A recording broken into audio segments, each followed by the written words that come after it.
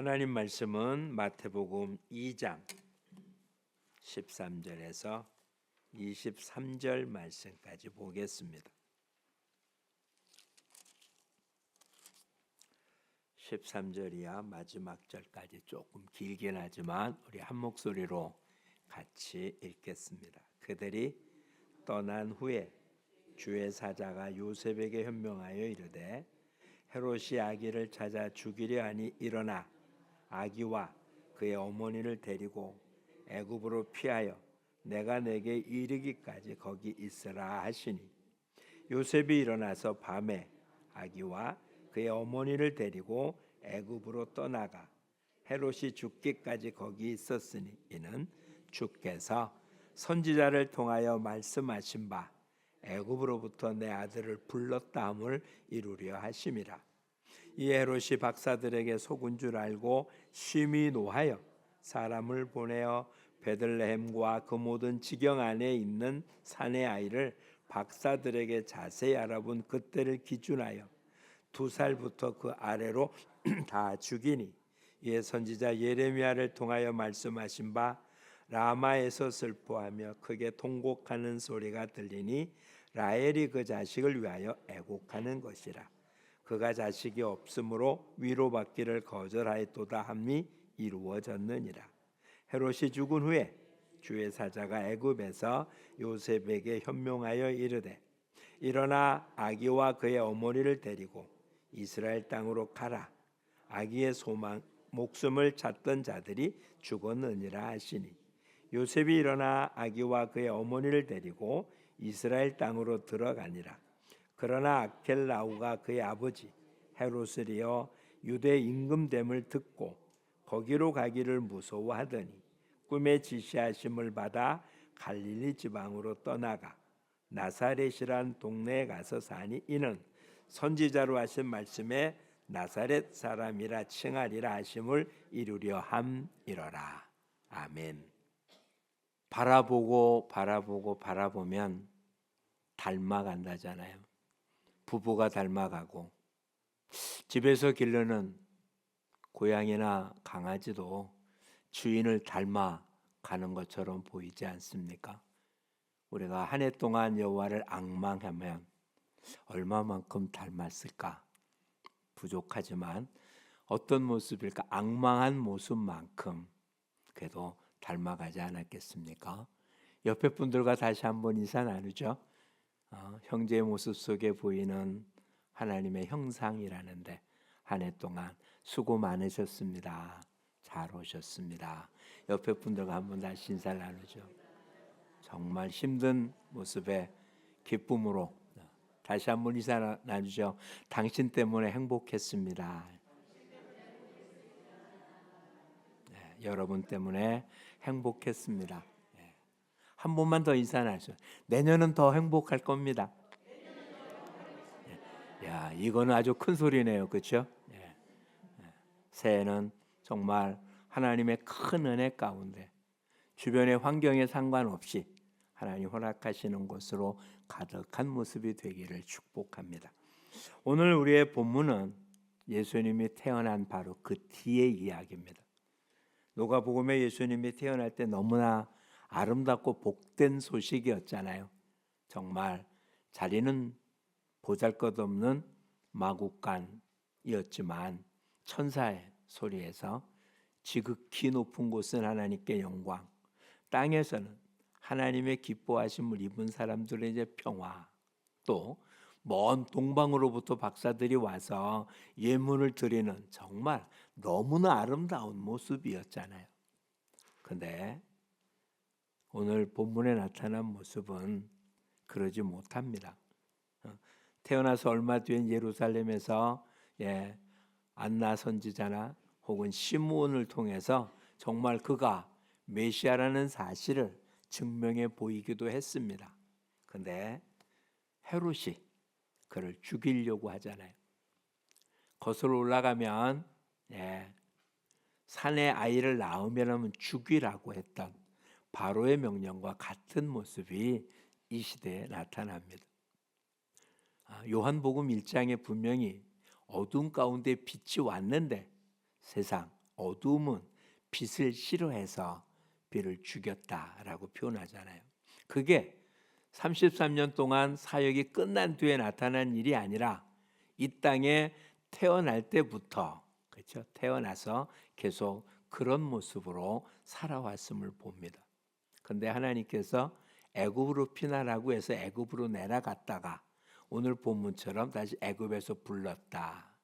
그런데 이 내용을 하기 위해서 지금 어떻게 말하고 있습니까? 15절에 보면은 주께서 선지자를 통하여 애굽으로부터 내 아들을 불렀다 한 말을 이루려고,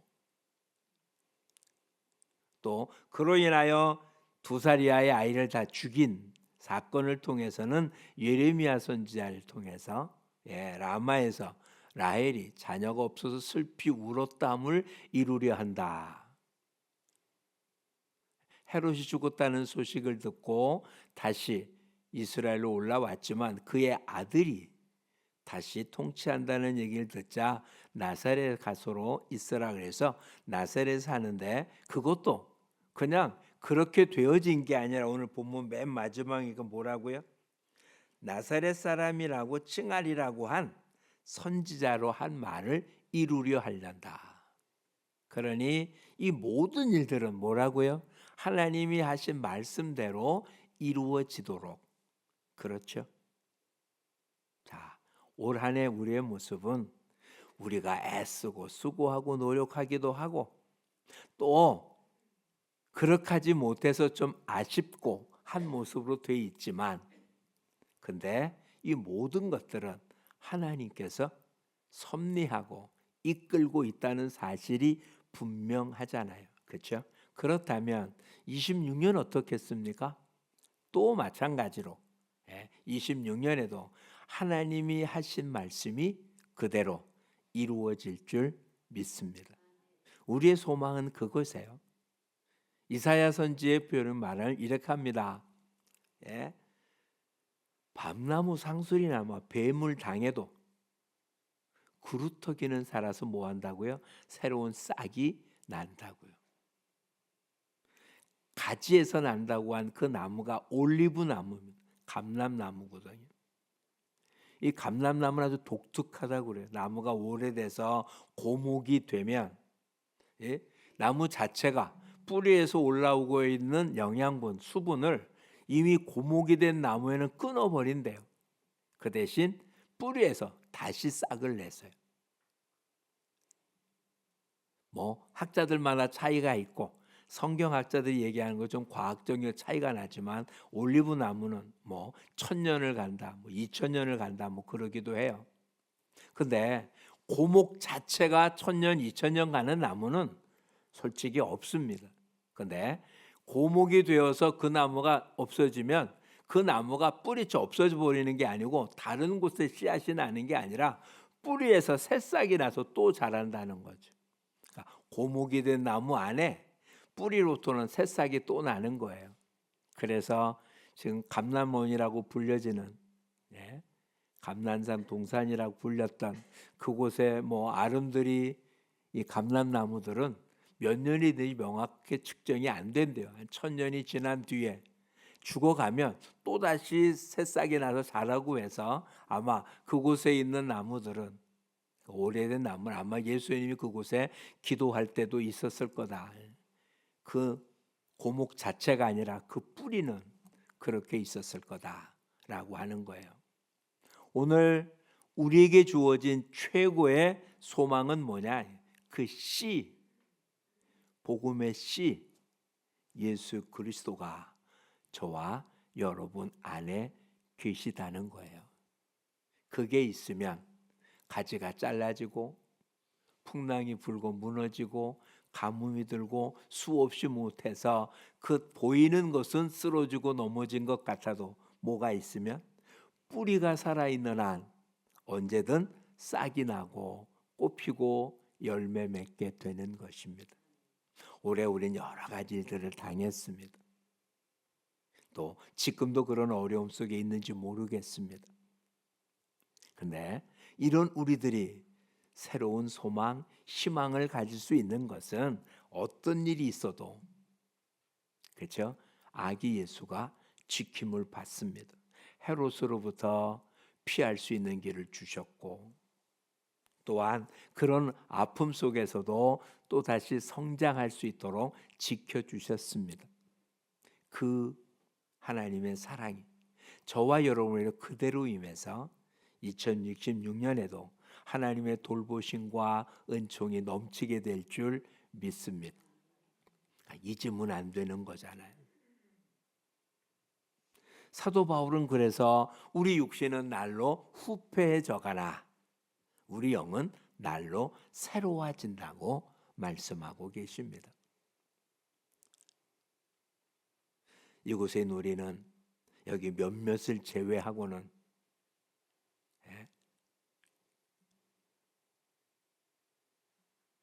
전철을 공짜로 타시는 분들이잖아요. 그렇죠? 그러니 내년은 더 건강해졌겠습니까? 그러지 않을 거잖아요. 딴 거는 몰라도. 그렇죠? 경제적 상황은 좋아질 수도 있고 주변의 환경은 좋아질 수 있을지 몰라도 이것 하나는 분명한데 특별하지 않는 한 내년이 올해보다 더 건강할 이유는 없을 것 같지 않습니다. 그런데 어떤 모습이 된다 할지라도 저와 여러분 안에 준 믿음의 씨앗, 복음, 예수 그리스도의 생명은 절대로 쇠하지 않는다. 약해지지 않는다. 고목이 됐기 때문에 그렇게 된다. 그렇지 않다라고 분명 말씀하십니다. 오히려 고자라고 그러지 말아라. 과부의 자녀가 더 많을 거라고 성경은 말씀해주고 있습니다. 그래서 하나님 우리에게 놀라운 것을 토막토막 보여주신 거예요. 위대했던 하나님의 일꾼들의 모습을 보면 부인들이 대부분 불임이었어요. 그렇죠? 사라, 경수가 끊어진 다음에 아이를 낳잖아요.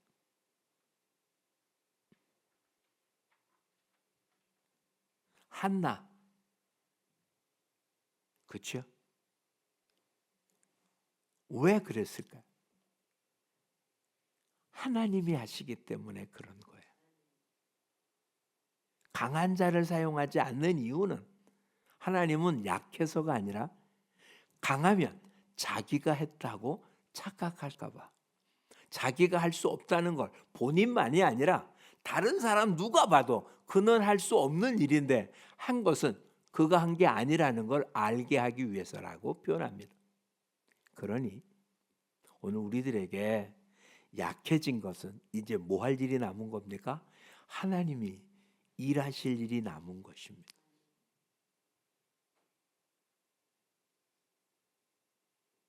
그러면 내년은 올해보다 우리는 약해질지 모르지만 우리를 통해서 역사하는 하나님의 힘은 더 강할 것입니다. 그렇죠? 그러니 더 놀라운 일들을 감당할 수 있으리라 믿습니다. 다른 것 다 놔둬도 좋습니다. 아기를 데리고 애굽으로 내려간 것 단순히 피난 간 게 아니고요. 하나님의 말씀을 이루기 위함이었습니다. 근데 하나님의 말씀을 이루는데 얼마큼 희생이 있었느냐? 베들레헴에 2살 미만의 사내 아이가 다 죽임을 당하는 그런 아픔을 겪기도 합니다.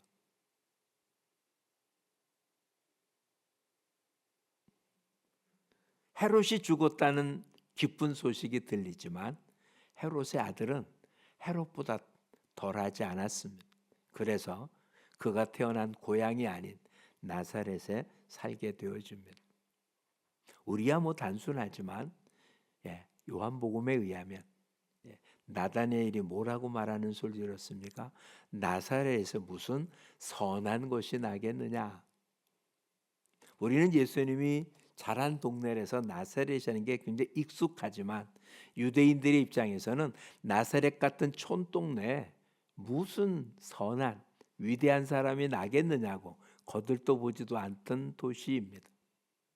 네, 예수님은 거기서 성장하십니다. 오늘 하나님은 저와 여러분을 하나님의 일꾼으로 세워서 이렇게 부르는 것입니다. 왕 같은 제사장. 이게 얼마나 큰 일인지 모르시겠죠?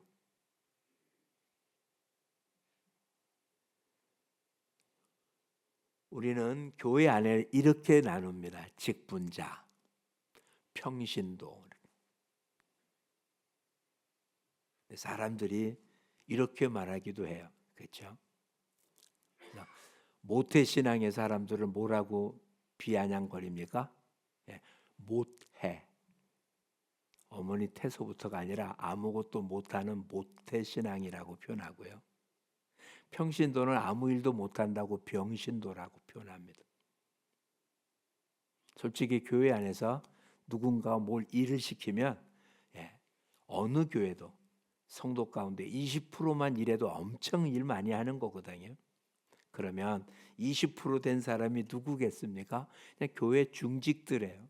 교회는 그 사람들을 통해서 일하고 나머지는 그냥 다니는 거거든요. 그러니 뭐 평신도는 병신도라고 표현하는 게 맞다라고 여겨집니다. 근데 이거는 사람이 보는 시각인 거예요. 하나님은 뭐라고 불렀다고요? 다 같이 해볼까요? 왕 같은 제사장. 하나님 나를 뭐라고 본다고요? 왕 같은 제사장으로 본다고요.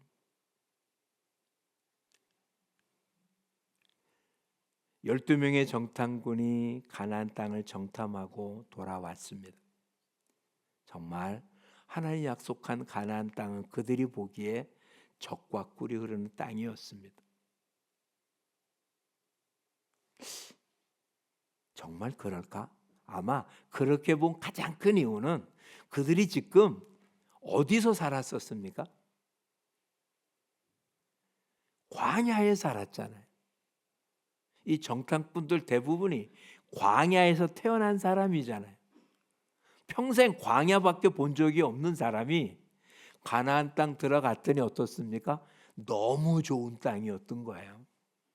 그렇죠? 근데 문제가 하나 있었습니다. 그들은 거인이었어요. 그리고 철기 문화로 무장되어 있는 곳. 그래서 그들이 와서 보고할 때 뭐라고요? 정말 하나님이 약속한 땅인데 그들 주민은 거인이고 우리가 봐도 우리는 뭐와 같다고요? 메뚜기 같다. 우리식으로 표현해 보자고요. 우린 다 왕 같은 제사장이라고 하는데 세상에 나갔더니 세상은 너무 크고 너무 강해서 나는 보잘것없는 지푸라기 같다라고 말한 것과 똑같은 거예요.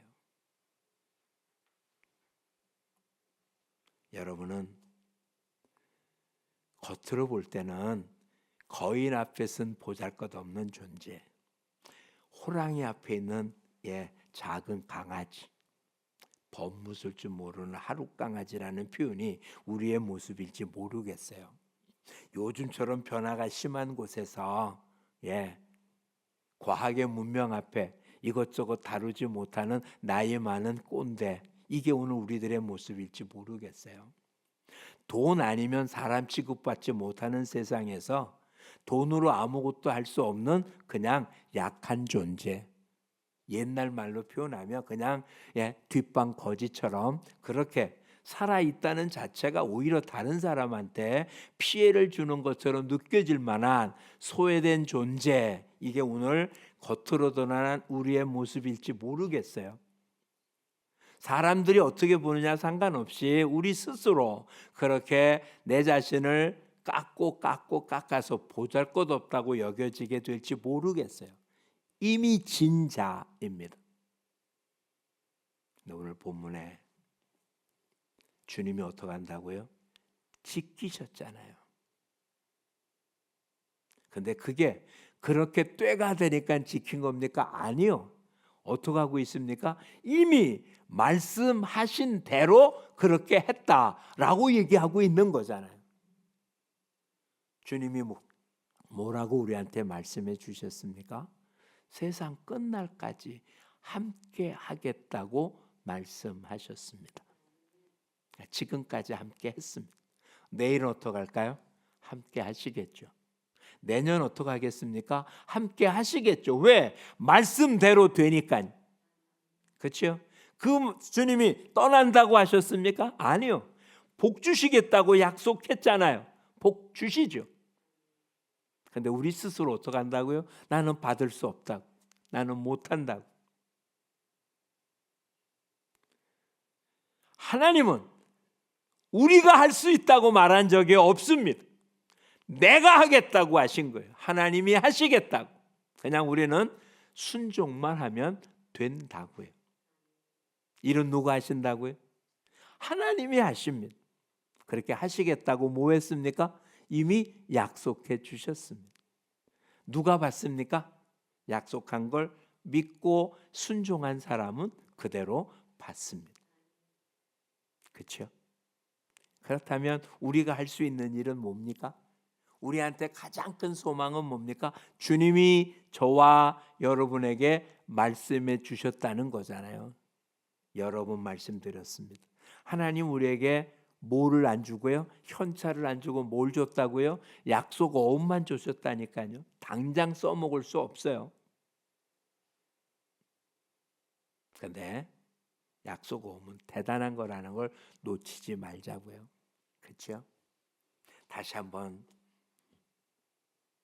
새해에는 절대로 어린아이처럼 돈과 사탕에서 돈이 아닌 사탕을 짓는 어린아이 같은 모습에서 벗어나서 정말 가치 있는 것을 잡는 성숙된 우리 모두가 될 수 있기를 축복합니다. 내가 좋은, 나한테 좋은 걸 잡았지만 실상 이거는 잠깐 있다 없어질 거고요. 하나님이 주신 것은 영원한 거잖아요. 여러분 앞에도 5만 원짜리와 사탕을 줄 때 사탕을 받으시겠습니까? 우리 가운데 그런 사람 한 사람도 없죠. 둘 중에 하나만 가지라는데 달콤한 사탕이 먹고 싶어서 사탕 잡고 돈 안 받을 사람 아무도 없잖아요. 근데 어린아이한테 줘보십시오. 돈을 모르는 아이들은 돈은 아무런 가치 없는 거고요. 달콤한 사탕이 훨씬 더 매력적입니다. 그걸 뺏어가면 울고 갖고 있는 돈은 뺏어가도 안 웁니다.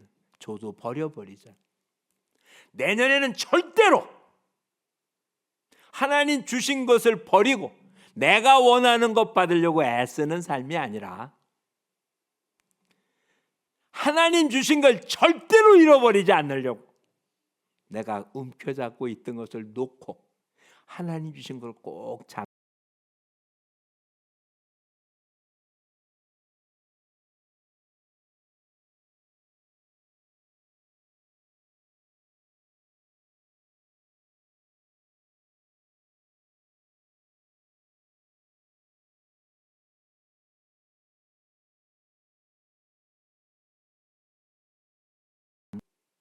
우리가 못 받고 못 누린 거지 아니에요.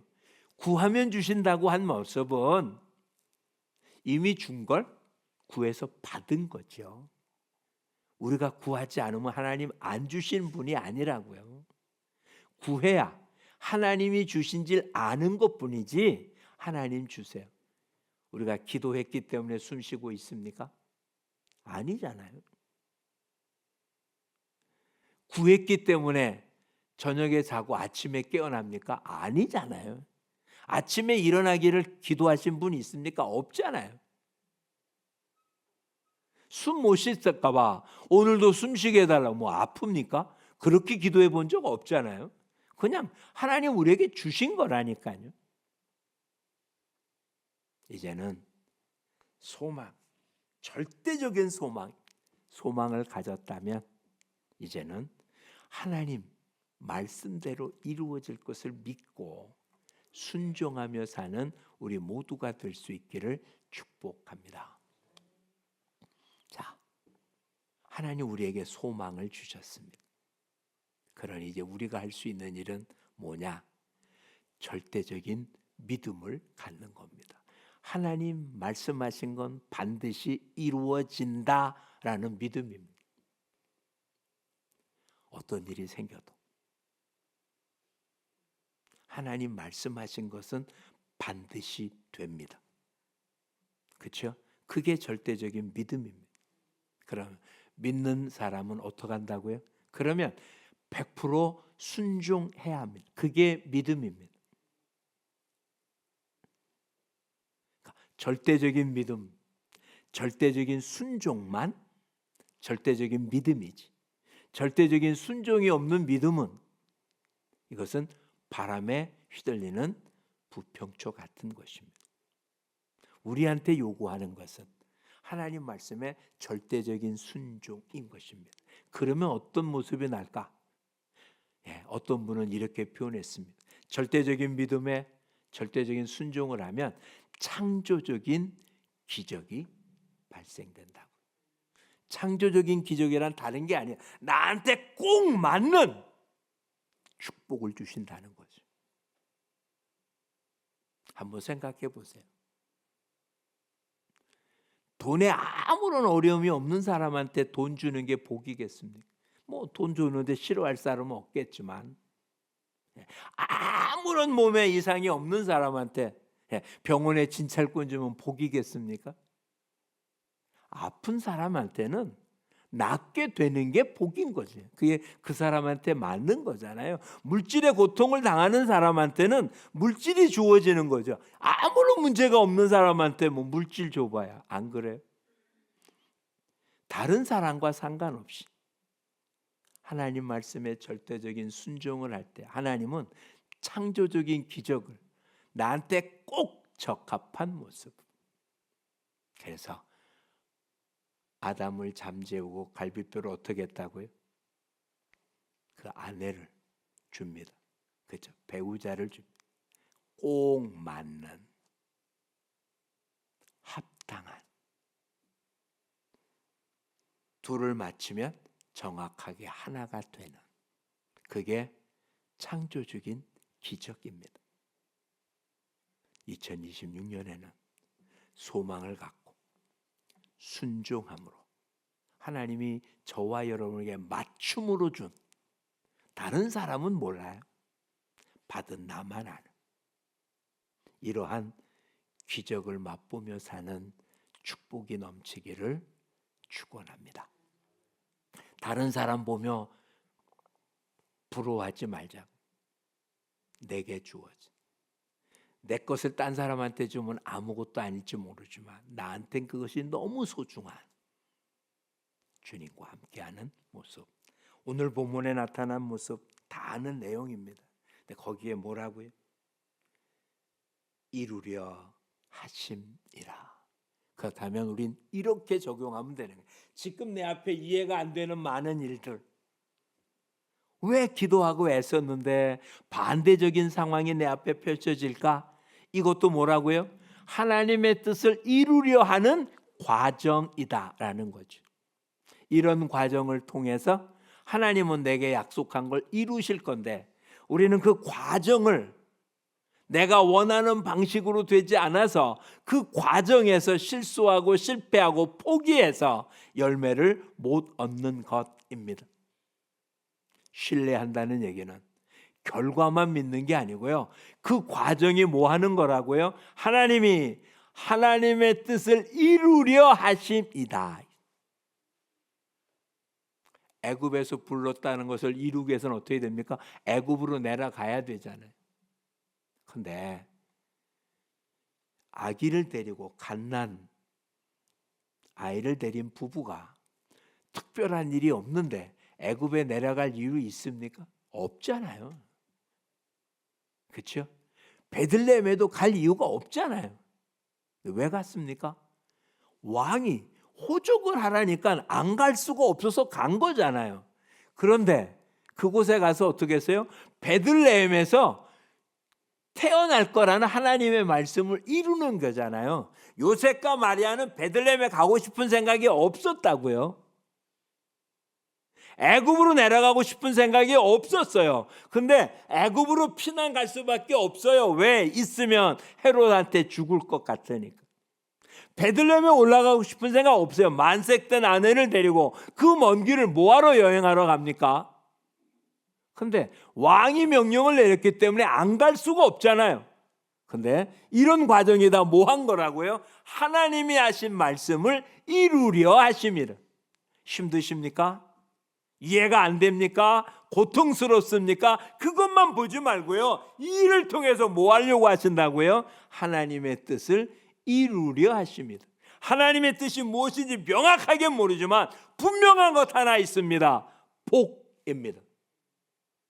저와 여러분이 원하는 그 복은 아닐지 몰라도 하나님 우리에게 뭘 주길 원하신다고요? 복 주기를 원하신다는 말은 성경 전체가 기록된 표현입니다.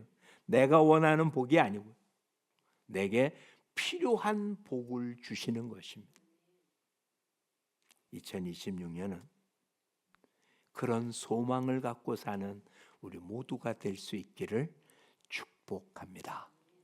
자, 소망을 가지면 해야 할 일이 한 가지입니다. 데살로니가 교인을 향하여 사도 바울이 감사하다며 쓴 편지 속에 이렇게 합니다. 믿음의 수고와 역사죠. 믿음의 역사와 사랑의 수고와 소망의 인내를 들어서 하나님께 감사한다. 믿음은 역사가 일어납니다. 사랑은 수고를 하게 됩니다. 소망은 뭘 갖는다고요? 인내를 갖습니다. 왜? 소망은 가졌는데 지금 내게 일어나는 일은 소망하고 반대적인 사건이 일어나고 있거든요. 그런데 이 반대적인 사건들조차도 뭘 이루기 위한? 하나님의 뜻을 이루기 위한 과정이니까 그것을 인내로 견디면 열매를 거두게 되는 거고, 그걸 인내하지 못합니다. 애굽에 안 내려갑니다. 애굽에서 불렀다는 말을 이루지 못합니다. 베들레헴에 올라가지 않습니다. 그럼 베들레헴에서 태어날 것이 안 됩니다. 26년에 이해할 수 없는 일이 많이 나타나겠지만 이 모든 것이 다 하나님의 뜻을 이루려고 주어진 과정이라면 기쁨으로 받으십시오. 감사로 받으십시오. 기도로 승리하십시오. 그래서 올 한 해 이 모든 힘들고 어려웠던 것들은 전부 다는 아니지만 26년에 그 수고하고 애쓴 모습에 대한 열매나 아니면 열매를 얻을 수 있는 어떤 단초라도 보게 될 줄 믿습니다. 그러니 이제 올해 마지막 남은 며칠 동안 청산할 건 청산하고, 사도 바울이 빌립보 교회에 보낸 편지 속에 이루었다고 생각하지도 않고 모았다도 안 하고 그냥 표대를 향하여 달려가노라 라고 표현된 것처럼 오늘 우리들의 삶, 소망을 갖고 뒤를 돌아보며 힘들었다, 아팠다, 괴로웠다, 이젠 이런 일이 없으면 좋겠다, 이런 모습이 아니라 하나님이 이루신다는 놀라운 사실을 믿고 그 뜻 앞에 내 해야 할 일을 잘 감당해서 하나님께 영광을 돌리고 우리의 인생 마지막에 하나님이 다 하셨습니다 라고 고백하는 우리 모두가 될 수 있기를 축복합니다. 하나님이 하셨습니다. 하나님이 하실 것입니다. 하나님이 이루실 것입니다. 모든 건 다 하나님이 하십니다. 우리 전도할 때 뭐라고 표현했습니까? 전도는 누가 한다고요? 내가 뭐 합니까? 사람을 데려와요. 그렇죠? 전도 자체는 누가 합니까? 성령님이 하십니다. 그러니까 우리는 내가 맡은 일만 하면 됩니다. 그러면 하나님이 이루십니다.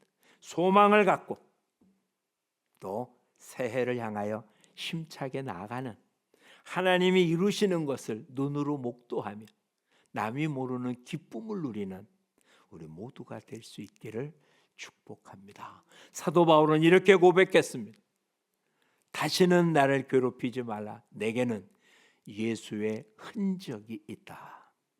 하나님이 하나님의 일을 이루시고 있다는 사실을 여러분의 인생 가운데, 여러분의 삶 속에 하나님이 주셨기 때문에 누가 뭐라고 해도 나는 하나님이 말씀하신 대로 될 거라고 믿는 게 다른 게 아니다. 내 삶 속에 하나님이 보여준 것이 있어서 나는 부정할 수 없다라는 굳건한 믿음으로 사는 우리 모두가 되기를 축복합니다. 내게는 하나님이 말씀하신 것을 이루시는 흔적이 있어서 누가 뭐래도 휘둘리지 않습니다. 주님이 하십니다. 기도하겠습니다. 고마우신 주님 감사합니다.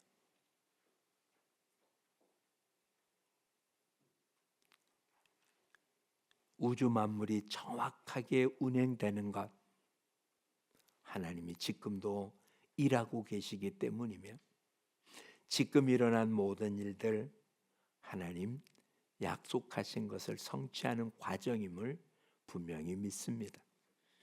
하나님이 하신 것은 반드시 이루어진다는 믿음, 그것이 우리에게 주었기에 소망이 됐고 우린 그 소망을 갖고 있기에 이제는 불신이나 의심이 아니라 내 앞에 어떤 일이 펼쳐져도 하나님 약속은 반드시 이루어질 길을 믿기에 주님 순종함으로 열매를 보는 우리 모두가 되게 하시고 손바닥만한 구름을 가지고도 3년 6개월 동안 비 오지 않던 곳에 비 올 거라는 빗소리를 들을 줄 아는 믿음의 용사들이 되게 도와 주시옵소서. 오래 수고하고 애썼던 모든 걸 결코 헛되지 않을 줄 믿습니다. 26년에 땀 흘린 모든 것들이 열매가 맺어질 것이고 26년에 흘린 땀은 그 이후에 또 자녀들에게 임하게 될 줄 믿기에 절대적인 믿음으로 절대적으로 순종해서 우리 각자에게 맞춰 주어지는 창조적인 기적을 날마다 누리고 사는 우리 모두가 되게 하여 주시옵소서. 하나님이 하셨습니다. 하나님이 지금도 하고 계시고 하나님이 이루실 것을 믿기에 소망 가운데 인내하고 사는 우리 모두가 되게 하여 주옵소서. 예수님 이름으로 기도합니다. 아멘.